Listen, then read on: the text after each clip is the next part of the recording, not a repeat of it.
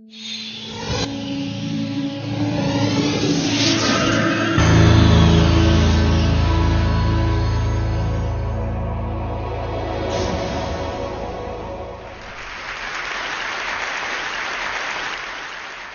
I want to start by offering you a free, no-tech life hack. And all it requires of you is this, that you change your posture for 2 minutes. But before I give it away, I want to ask you to right now do a little audit of your body and what you're doing with your body.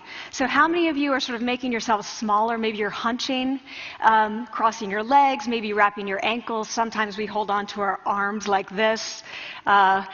Sometimes we spread out. I see you.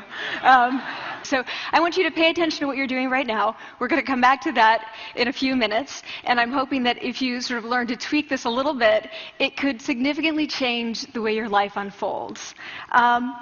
So we're really fascinated with body language, and we're particularly interested in other people's body language. You know, we're interested in, like, you know,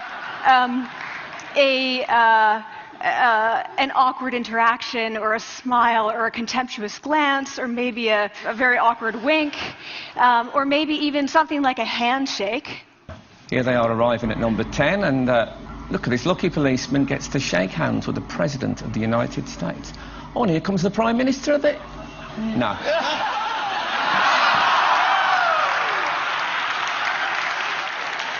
So a handshake, or the lack of a handshake, can have us talking for weeks and weeks and weeks, even the BBC and the New York Times.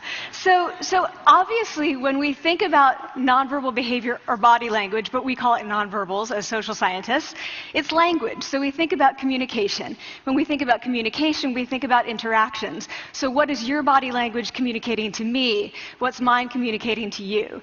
And there's a lot of reason to believe that this is a valid way to look at this. So social scientists have spent a lot of time looking at the effects of our body language or other people's body language on judgments. And we make sweeping judgments and inferences from body language.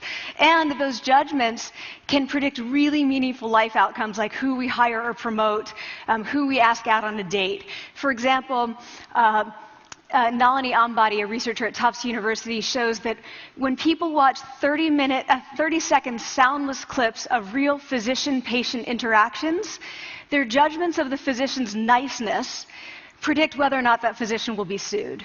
So it doesn't have to do so much with whether or not that physician was incompetent, but do we like that person and how they interacted? Even more dramatic, Alex Todorov at Princeton has shown us that judgments of political candidates' faces in just 1 second predict 70% of US Senate and gubernatorial race outcomes. And even, let's go digital, emoticons used well in online negotiations can lead you to claim more value from that negotiation. If you use them poorly, bad idea, right? So when we think of nonverbals, we think of how we judge others, how they judge us, and what the outcomes are. We tend to forget, though, the other audience that's influenced by our nonverbals, and that's ourselves. We are also influenced by our nonverbals, our thoughts and our feelings and our physiology. So what nonverbals am I talking about? I'm a social psychologist. I study prejudice, and I teach at a competitive business school. So it was inevitable that I would become interested in power dynamics. I became especially interested in nonverbal expressions of power and dominance. And what are nonverbal expressions of power and dominance? Well, this is what they are. So in the animal kingdom, they are about expanding. So you make yourself big, you stretch out, you take up space, you're basically opening up. It's about opening up. And this is true across the animal kingdom. It's not just limited to primates, and humans do the same thing. So they do this both when they have power sort of chronically, and also when they're feeling powerful in the moment. And this one is especially interesting because it really shows us how universal and old these expressions of power are. This expression, which is known as pride, Jessica Tracy has studied, she shows that people who are born with sight and people who are congenitally blind do this when they win at a physical competition. So when they cross the finish line and they've won, it doesn't matter if they've never seen anyone do it, they do this. So the arms up in the V, the chin is slightly lifted. What do we do when we feel powerless? We do exactly the opposite. We close up, we wrap ourselves up, we make ourselves small. We don't want to bump into the person next to us. So again, both animals and humans do the same thing. And this is what happens when you put together high and low power. So what we tend to do when it comes to power is that we complement the other's nonverbals. So if someone's being really powerful with us, we tend to make ourselves smaller. We don't mirror them, we do the opposite of them. So I'm watching this behavior in the classroom, and what do I notice? I notice that MBA students really exhibit the full range of power nonverbals. So you have people who are like caricatures of alphas, like really coming into the room. They get right into the middle of the room before class even starts, like they really want to occupy space. When they sit down, they're sort of spread out. They raise their hands like this. You have other people who are virtually collapsing when they come in. As soon as they come in, you see it. You see it on their faces and their bodies. And they sit in their chair and they make themselves tiny, and they go like this when they raise their hand.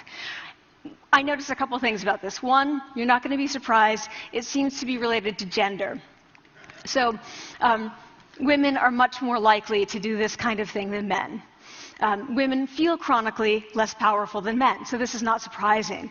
But the other thing I noticed is that it also seemed to be related to the extent to which the students were participating and how well they were participating. And this is really important in the MBA classroom because participation counts for half the grade. So business schools have been struggling with this gender grade gap. You get these equally qualified women and men coming in, and then you get these differences in grades, and it seems to be partly attributable to participation. So I started to wonder, okay, so you have these people coming in like this, and they're participating. Is it possible that we could get people to fake it, and would it lead them to participate more? So my main collaborator, Dana Carney, who's at Berkeley, and I really wanted to know, can you fake it till you make it? Like, can you do this just for a little while and actually experience a behavioral outcome that makes you seem more powerful? So we know that our nonverbals govern how other people think and feel about us. There's a lot of evidence, but our question really was, do our nonverbals govern how we think and feel about ourselves? There's some evidence that they do. So, for example, when we smile when we feel happy, but also when we're forced to smile by holding a pen in our teeth like this, it makes us feel happy. So it goes both ways. When it comes to power, it also goes both ways. So when you feel powerful, you're more likely to do this, but it's also possible that when you pretend to be powerful, you are more likely to actually feel powerful. So the second question really was, so we know that our minds change our bodies, but is it also true that our bodies change our minds? And when I say minds, in the case of the powerful, what am I talking about? So I'm talking about thoughts and feelings and the sort of physiological things that make up our thoughts and feelings. And in my case, that's hormones. I look at hormones. So what do the minds of the powerful versus the powerless look like? So powerful people tend to be, not surprisingly, more assertive and more confident, more optimistic. They actually feel that they're going to win even at games of chance. They also tend to be able to think more abstractly. So there are a lot of differences. They take more risks. There are a lot of differences between powerful and powerless people. Physiologically, there also are differences on two key hormones, testosterone, which is the dominance hormone, and cortisol, which is the stress hormone. So what we find is that high-power alpha males in primate hierarchies have high testosterone and low cortisol. And powerful and effective leaders also have high testosterone and low cortisol. So what does that mean? When you think about power, people tended to think only about testosterone because that was about dominance. But really, power is also about how you react to stress. So do you want the high-power leader that's dominant, high on testosterone, but really stress reactive? Probably not, right? You want the person who's powerful and assertive and dominant, but not very stress reactive, the person who's laid back. So we know that in primate hierarchies, if an alpha needs to take over, if an individual needs to take over an alpha role sort of suddenly, within a few days, that individual's testosterone has gone up significantly and his cortisol has dropped significantly. So we have this evidence, both that the body can shape the mind, at least at the facial level, and also that role changes can shape the mind. So what happens, okay, you take a role change, what happens if you do that at a really minimal level, like this tiny manipulation, this tiny intervention? For 2 minutes you say, I want you to stand like this, and it's going to make you feel more powerful. So this is what we did. We decided to bring people into the lab and run a little experiment. And these people adopted for 2 minutes either high power poses or low power poses. And I'm just going to show you 5 of the poses, although they took on only 2. So here's one, a couple more. This one has been dubbed the Wonder Woman by the media. Here are a couple more. So you can be standing or you can be sitting. And here are the low power poses. So you're folding up, you're making yourself small. This one is very low power. When you're touching your neck, you're really kind of protecting yourself. So this is what happens. They come in, they spit into a vial. We, for 2 minutes, say, you need to do this or this. They don't look at pictures of the poses. We don't want to prime them with the concept of power. We want them to be feeling power, right? So 2 minutes they do this. We then ask them, how powerful do you feel on a series of items? And then we give them an opportunity to gamble. And then we take another saliva sample. That's it. That's the whole experiment. So this is what we find. Risk tolerance, which is the gambling. What we find is that when you're in the high power pose condition, 86% of you will gamble. When you're in the low power pose condition, only 60%. And that's a pretty whopping significant difference. Here's what we find on testosterone. From their baseline when they come in, high power people experience about a 20% increase, and low power people experience about a 10% decrease. So again, 2 minutes and you get these changes. Here's what you get on cortisol. High power people experience about a 25% decrease, and the low power people experience about a 15% increase. So 2 minutes lead to these hormonal changes that configure your brain to basically be either assertive, confident, and comfortable, or really stress reactive, and feeling sort of shut down. And we've all had that feeling, right? So it seems that our nonverbals do govern how we think and feel about ourselves. So it's not just others, but it's also ourselves. Also, our bodies change our minds.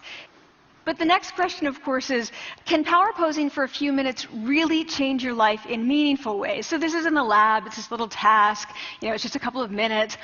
Where can you actually apply this, which we cared about, of course. And so we think it's really what matters, where you want to use this is evaluative situations, like social threat situations. Where are you being evaluated? Either by your friends, like for teenagers, it's at the lunchroom table. It could be, for some people, it's speaking at a school board meeting. It might be giving a pitch, or giving a talk like this, or doing a job interview. We decided that the one that most people could relate to, because most people had been through, was the job interview. So we published these findings, and the media are all over it, and they say, okay, so this is what you do when you go in for the job interview, right? So we were, of course, horrified and said, oh my God, no, that's not what we meant at all, for numerous reasons. No, don't do that. Again, this is not about you talking to other people, it's you talking to yourself. What do you do before you go into a job interview? You do this. Right? You're sitting down, you're looking at your iPhone or your Android, not trying to leave anyone out. You're looking at your notes, you're hunching up, making yourself small, when really what you should be doing maybe is this, like in the bathroom, right? Do that, find 2 minutes. So that's what we want to test, okay? So we bring people into a lab, and they do either high or low power poses again. They go through a very stressful job interview. It's 5 minutes long. They are being recorded, they're being judged also, and the judges are trained to give no nonverbal feedback. So they look like this. Like, imagine this is the person interviewing you. So for 5 minutes, nothing. And this is worse than being heckled. People hate this. It's what Marianne LaFrance calls standing in social quicksand. So this really spikes your cortisol. So this is the job interview we put them through, because we really wanted to see what happened. We then have these coders look at these tapes, 4 of them. They're blind to the hypothesis, they're blind to the conditions. They have no idea who's been posing in what pose. And they end up looking at these sets of tapes and they say, oh, we want to hire these people, all the high power posers. We don't want to hire these people. We also evaluate these people much more positively overall. But what's driving it? It's not about the content of the speech. It's about the presence that they're bringing to the speech. We also, because we rate them on all these variables related to sort of competence, like how well structured is the speech? How good is it? What are their qualifications? No effect on those things. This is what's affected. These kinds of things. People are bringing their true selves, basically. They're bringing themselves. They bring their ideas, but as themselves, with no, residue over them. So this is what's driving the effect or mediating the effect. So when I tell people about this, that our bodies change our minds and our minds can change our behavior and our behavior can change our outcomes, they say to me, it feels fake, right? So I said fake it till you make it. It's not me. I don't want to get there and then still feel like a fraud. I don't want to feel like an imposter. I don't want to get there only to feel like I'm not supposed to be here. And that really resonated with me because I want to tell you a little story about being an imposter and feeling like I'm not supposed to be here. When I was 19, I was in a really bad car accident. I was thrown out of a car, rolled several times. I was thrown from the car, and I woke up in a head injury rehab ward. And I had been withdrawn from college, and I learned that my IQ had dropped by 2 standard deviations, which was very traumatic. I knew my IQ because I had identified with being smart, and I had been called gifted as a child. So I'm taken out of college. I keep trying to go back. They say, you're not going to finish college. There are other things for you to do, but that's not going to work out for you. So I really struggled with this. And I have to say, having your identity taken from you, your core identity, and for me it was being smart, having that taken from you, there's nothing that leaves you feeling more powerless than that. So I felt entirely powerless. I worked and worked and worked, and I got lucky and worked and got lucky and worked. Eventually I graduated from college. It took me 4 years longer than my peers. And I convinced someone, my angel advisor, Susan Fisk, to take me on. And so I ended up at Princeton, and I was like, I am not supposed to be here. I am an imposter. And the night before my first year talk, and the first year talk at Princeton is a 20-minute talk to 20 people. That's it. I was so afraid of being found out the next day that I called her and said, I'm quitting. She was like, you are not quitting, because I took a gamble on you and you're staying. You're going to stay, and this is what you're going to do. You are going to fake it. You're going to do every talk that you ever get asked to do. You're just going to do it and do it and do it, even if you're terrified and just paralyzed and having an out-of-body experience, until you have this moment where you say, oh my gosh, I'm doing it. I have become this. I am actually doing this. So that's what I did. 5 years in grad school. A few years, I'm at Northwestern. I moved to Harvard. I'm at Harvard. I'm not really thinking about it anymore, but for a long time I had been thinking, not supposed to be here, not supposed to be here. So at the end of my first year at Harvard, a student who had not talked in class the entire semester, who I had said, look, you've got to participate or else you're going to fail, came into my office. I really didn't know her at all. And she came in totally defeated, and she said, I'm not supposed to be here.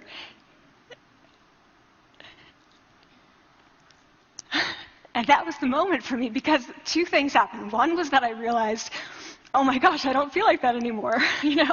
I don't feel that anymore, but she does, and I get that feeling. And the second was, she is supposed to be here. She can fake it. She can become it. So I was like, yes, you are. You are supposed to be here, and tomorrow you're going to fake it. You're going to make yourself powerful, and, you're going to...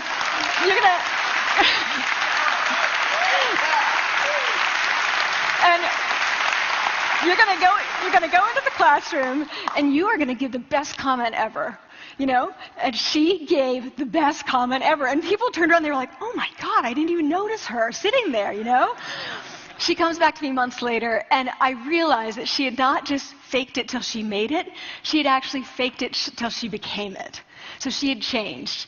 And so I want to say to you, don't fake it till you make it. Fake it till you become it. It's not do it enough until you actually become it and internalize. The last thing I want to leave you with is this. Tiny tweaks can lead to big changes. So this is 2 minutes. 2 minutes, 2 minutes, 2 minutes. Before you go into the next stressful evaluative situation, for 2 minutes, try doing this in the elevator, in a bathroom stall, at your desk behind closed doors. That's what you want to do. Configure your brain to cope the best in that situation. Get your testosterone up. Get your cortisol down. Don't leave that situation feeling like, oh, I didn't show them who I am. Leave that situation feeling like, oh, I really feel like I got to say who I am and show who I am. So I want to ask you first, both to try power posing, and also I want to ask you to share this science, because this is simple. I don't have ego involved in this.